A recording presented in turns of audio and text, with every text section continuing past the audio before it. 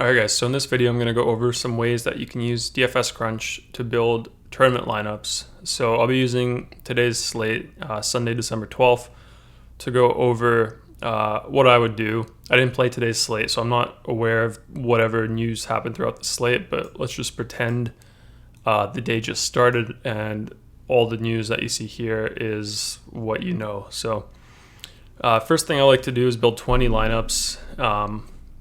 Even if I'm playing in a 150 max tournament, I still like to start off just doing 20.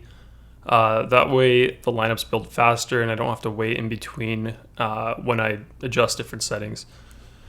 So the reason why I like to build 20 lineups at the start is just to get an overview of what the slate's going to look like based on what DFS Crunch is giving us. So you can see here, looks like Little is chalk, Nurkic is chalk, 100% both.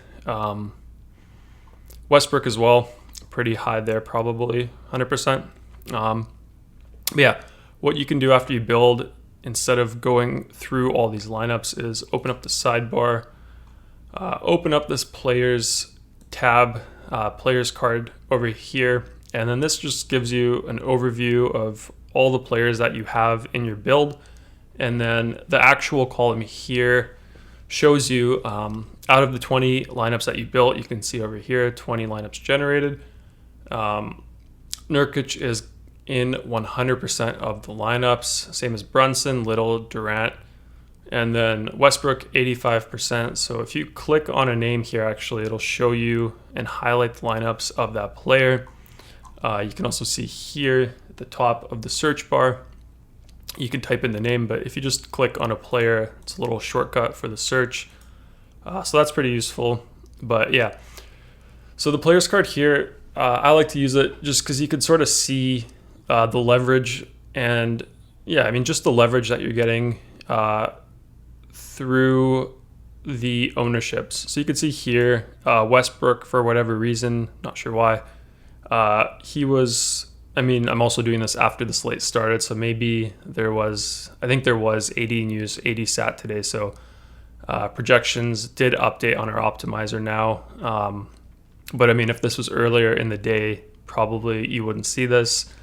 But anyway, what you can see here, if this was the start of the day, is that you have Westbrook, I mean, pretty much 85x over the field.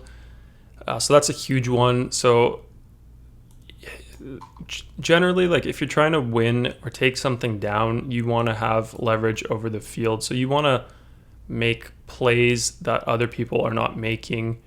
And if that play that you make that other people aren't making does well, that's how you get your lineups to shoot up in the leaderboard. So leverage, it works both ways. You can over leverage, under leverage. So I'm not sure if there's any good examples here, but I mean, you could see Norm Powell. We projected him to be 13% ownership in the field, and then our actual ownership here in our lineups is 5%.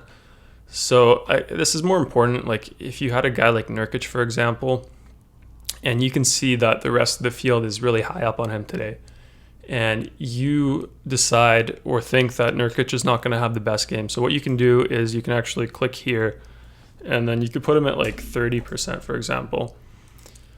And then what that's going to do is that's going to maximize, or not maximize, it's going to limit the amount of Yusuf Nurkic that you can get in all of your lineups. So at most, you're only going to have him 30%. Prior to doing that setting, he was at 100%.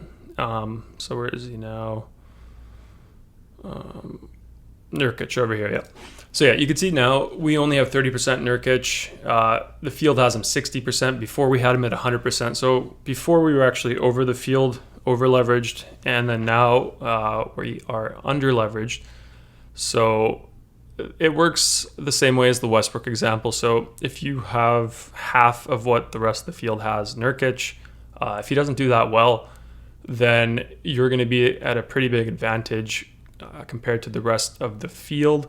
But on the flip side, if it's like a really good chalk play and he does well, and you don't have him and the rest of the field has him, you're at a disadvantage that way as well. But yeah, it's just something to keep in mind. Ownership is pretty huge when playing tournaments, when trying to build high upside lineups. It's the opposite of cash. Cash, you typically want to have, you want to have high ownership, chalky plays. I mean, chalk just means high ownership pretty much. So tournaments, it's the opposite. You want to get unique, but not too unique. You don't want to build something too crazy. But yeah, let's continue. So after I look at the player's card, if there's some changes like I did with Nurkic, for example, that I want to do, I'll do that.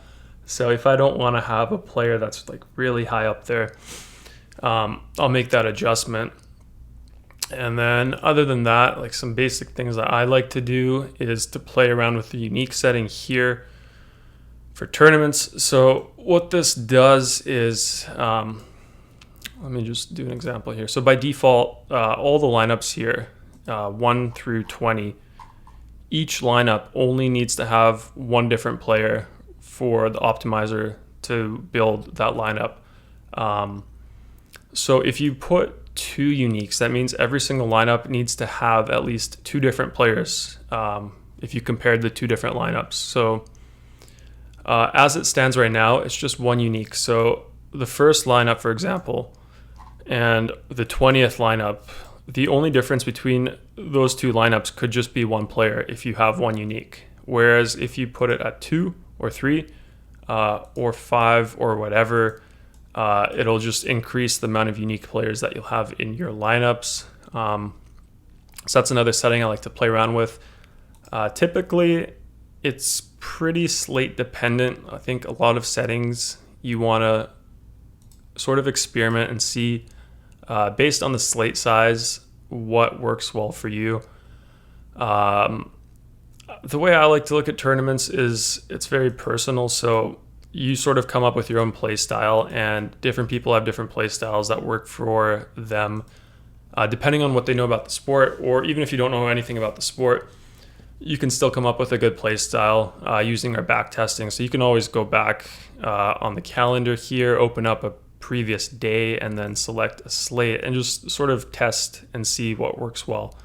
I can make a video on that another time, but yeah. Let us continue. So typically, like a quick setting is like 2 or 3 uniques. That seems to work well without much thought. So I'll just do some examples, some extreme examples. So when you have 1 unique, you can see here the first lineup is 327.15 projected score. 20th lineup is 322.25 projected score. So they're pretty close, only 5 points away. So yeah, you can see that only 5 points away. But if we crank this up, for example, to 5, and we keep in mind that it was 5 points away from the first lineup and the last lineup, with 5 uniques, you're actually going to notice a larger gap there between the first and the second. Sorry, the first and the 20th. That's just because you're just forcing the optimizer to have more unique players. So it's gonna make it fade the players that are projected the highest points per 1,000 fantasy dollars. That's just the way that optimizers work. They just try to jam in players that have the highest points per $1,000. And when you're playing tournaments, that's not necessarily what you want. You want to sort of diversify, make unique lineups, and yeah, so just keep that in mind. But yeah, you can see here before with 1 unique, it was only a 5-point difference. Now with 5 uniques, we have 327 and then 312. So that's about 15 fantasy point difference compared to 5. So 3 times as much. Keep that in mind when using the uniques. The other thing I'll mention here, if you did have 5 uniques, for example, and you were building 150 lineups, I'm not going to build it now because I don't want to wait on video here. But if you did do 150 lineups with 5 uniques, you're actually going to see the drop off after a certain point is going to be pretty high. So you might see something like 260 maybe on your 150th lineup, just because every lineup literally had to have 5 unique players. And if you look through the pool of players, like, you're going to end up with some weird plays that just aren't that good.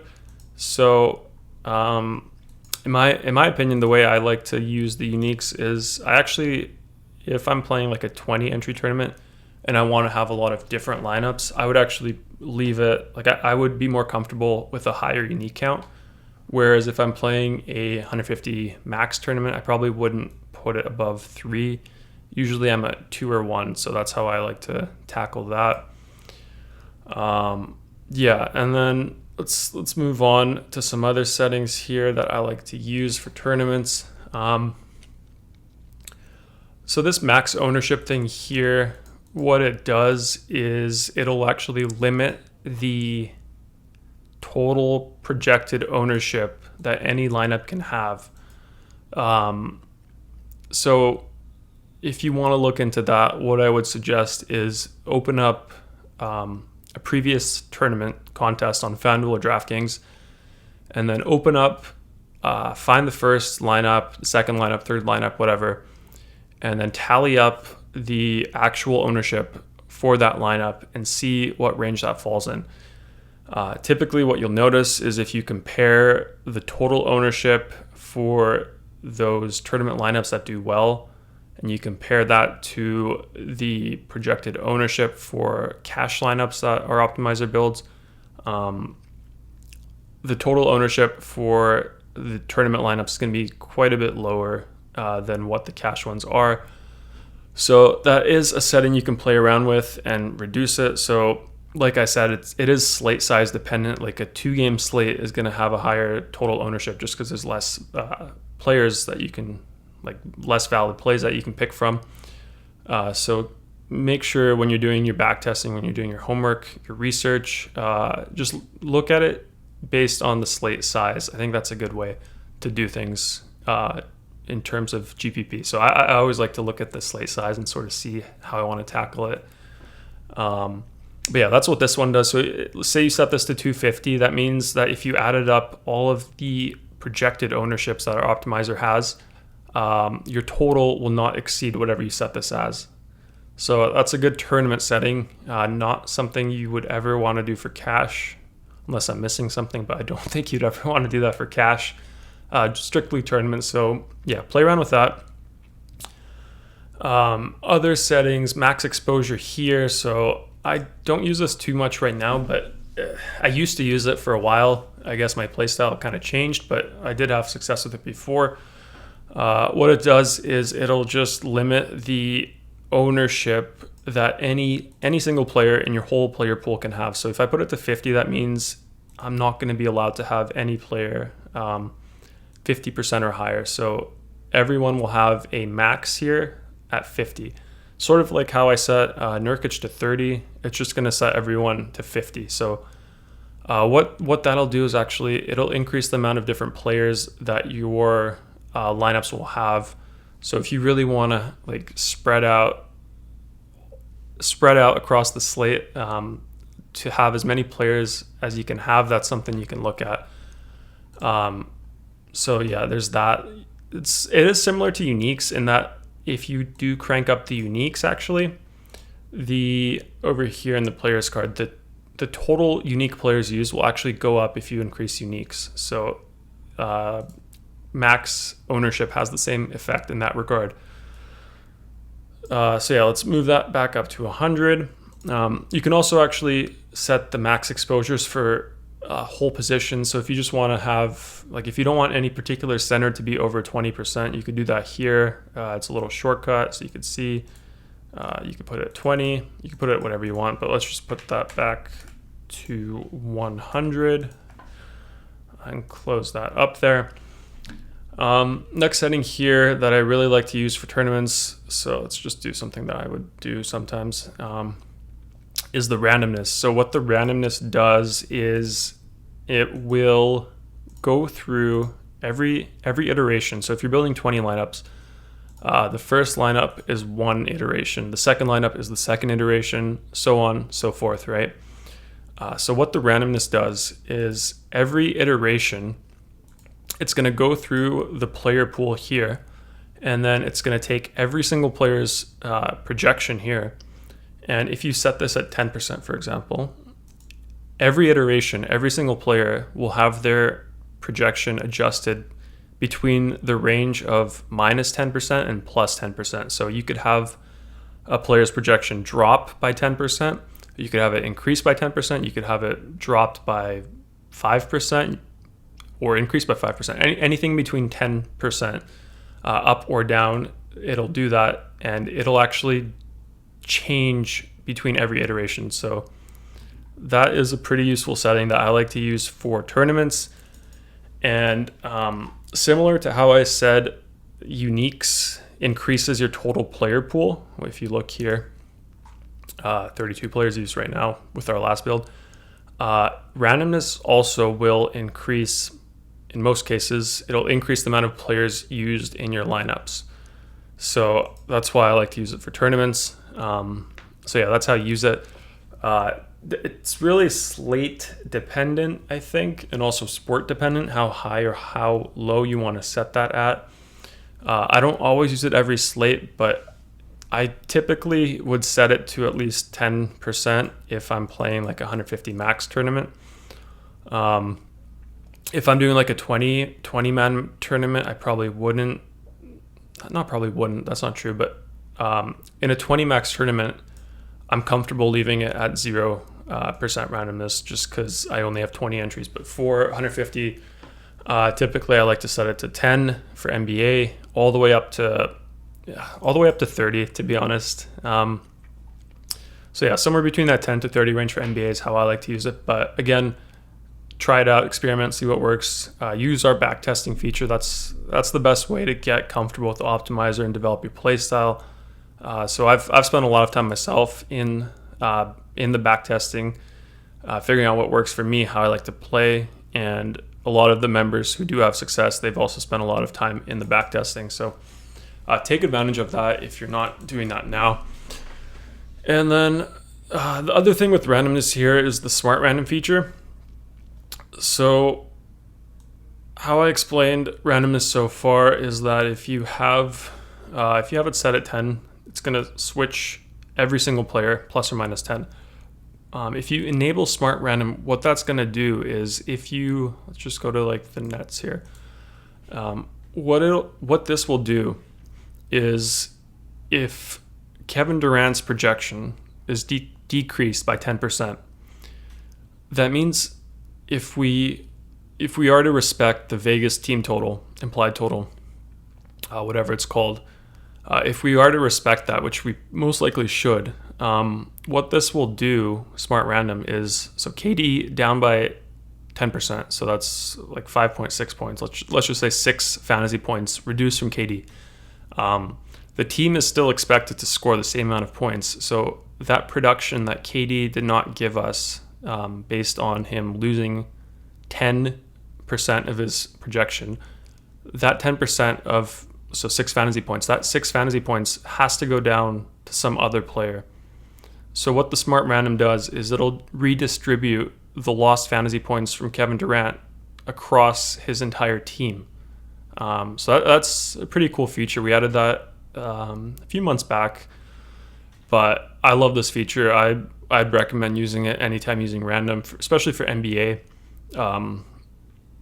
There's sometimes I don't use it, but most cases I do use it, and that's how it works.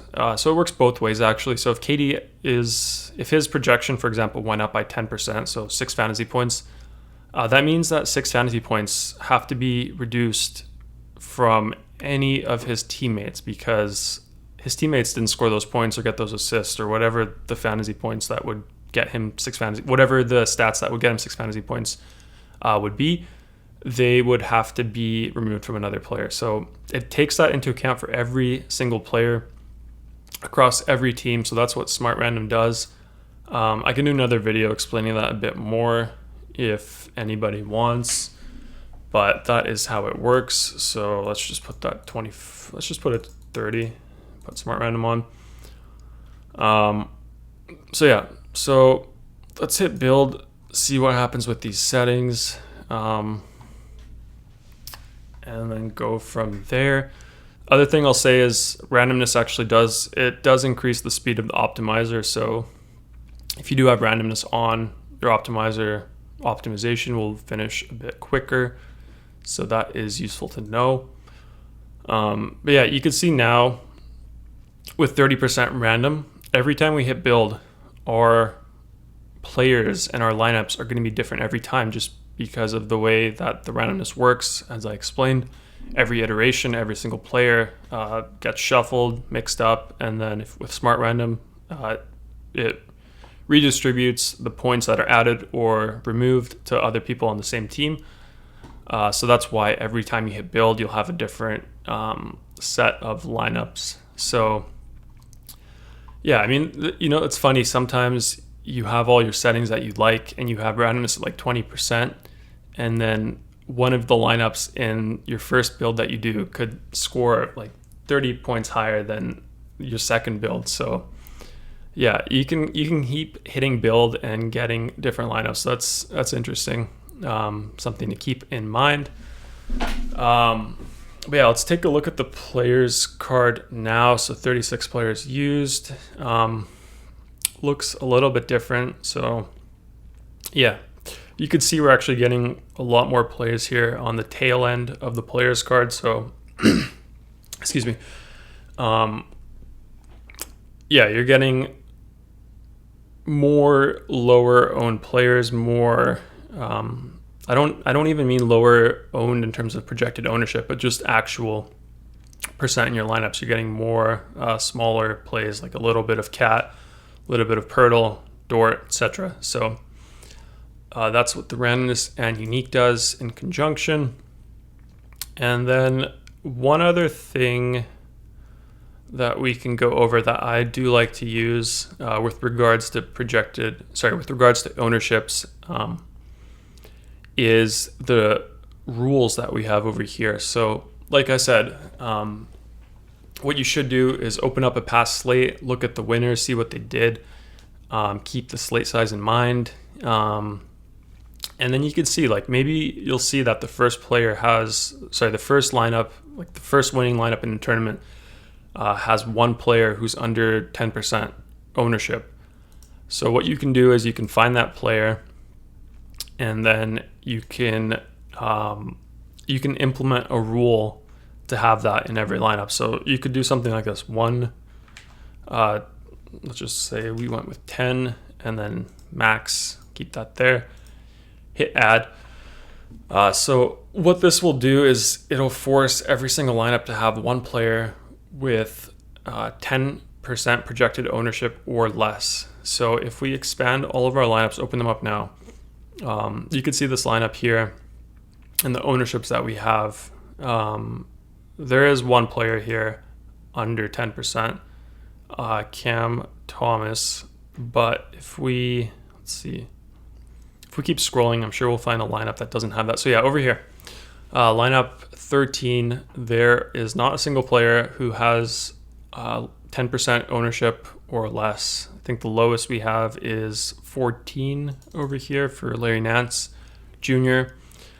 So with this rule, if we hit run again and then we expand all our lineups, what you'll see is that every lineup is going to have one player under 12%. So that is a useful feature that I love to use. But I mean, like I said, you really do come up with your own play style for tournaments.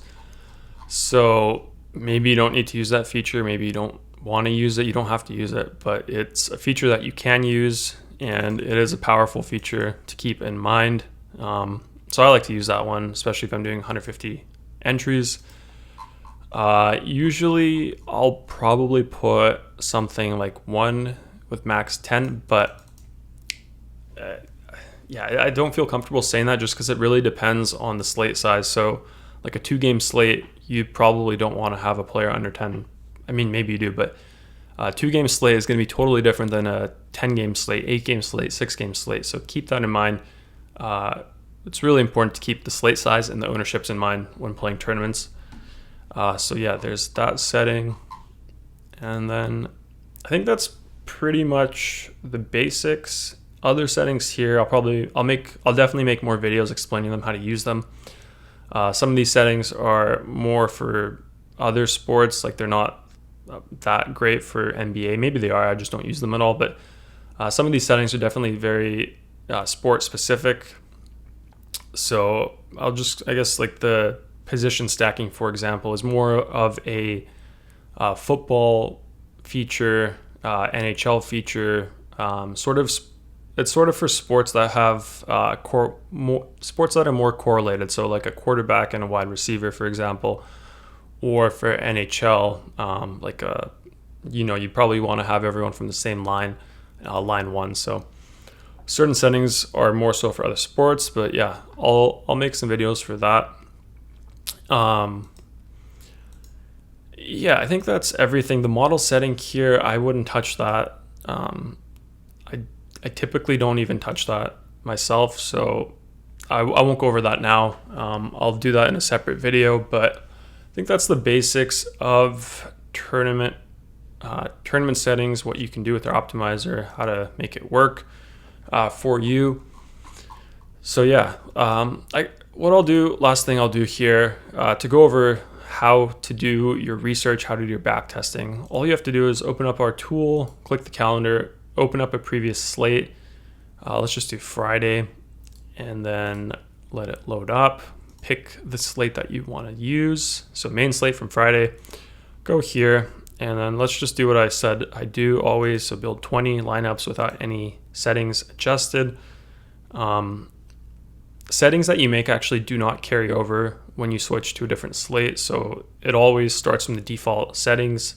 So keep that in mind when you're backtesting. Maybe write down what settings you like, what you want to use, so you can quickly set them up again. But yeah, backtesting, how this works is top score is our projected score. So that's what the optimizer will use. It's using the projections to optimize. It's not optimizing using the actual results. The blue text here below is the actual score. So 353 is the actual score. The projection was 333. So yeah, that's how the backtesting works. With the backtesting, if you go on the bottom here, if you click the contest tab, it's going to load up depending on whether or not you're on the FanDuel section of our optimizer, which you can switch here if you're on FanDuel or DraftKings. It'll open up the tournament contests for that day, for that slate. So like I said, we're on the Friday main slate. You can sort it here. So you can find a slate here and then click the results link, and that'll open up the contest, and you can see all of the results from there. You can see the scores. You can look at the actual ownerships that happen for that slate. And then what you can do, what I do is once you have that open that up in a separate tab, and then just go back to the optimizer and mess around with all the settings that I just went over, and then just try to see if you can beat the score or get a high score that gets you in like the top 10, top 20. And when you do that, keep in mind, like, you might have, you want to focus on your process rather than like with the backtesting. You want to come up with a process that you can replicate and reuse for future slates. So what you don't want to do is, like, let me just come up with a random example. Actually, I don't need the random example. Let me go here, find the actual points here. So this is what every player scored. And then we can go here and we can see the projected ownership. So let's see, LeBron James was projected for 1.4%. He was projected for 47 fantasy points. He ended up with 61. So that's a huge difference. So you don't want to do this. Like, you don't want to go in and backtest and then put in LeBron James at 61 and then hit build and then just pretend like you figured out how to play tournaments. That's not going to work. The only reason you'd want to do that is if you actually thought that LeBron James would have went over his projection, and then actually go in here and edit that. But what you want to focus on is the settings that I went over. See what unique count works. See what ownership rules you want to add. So, I mean, you could see here LeBron is 2%. So if you made a rule like this, every lineup is going to have a player who's under 3%, and that would be LeBron. That would be McGee, who did well. That would be Capella. So that's how that works. So keep that in mind. You want to make a process. You don't want to just, in hindsight, adjust all the projections and say that you know how to beat the slate. So keep that in mind with the back testing. It's a lot of fun once you know how to work the tool. And yeah, let me know in the comments or in the Discord what other settings you guys want me to go over. I'll start doing more videos like this to go over every single card, I guess, and just break it down just so there's some structure with our tool, because there is a lot here and I know it can be overwhelming, but it is worth learning and figuring out how it all works for tournament players. It's a lot of fun. So yeah, I'll do that. And yeah, good luck guys, and have fun with the optimizer.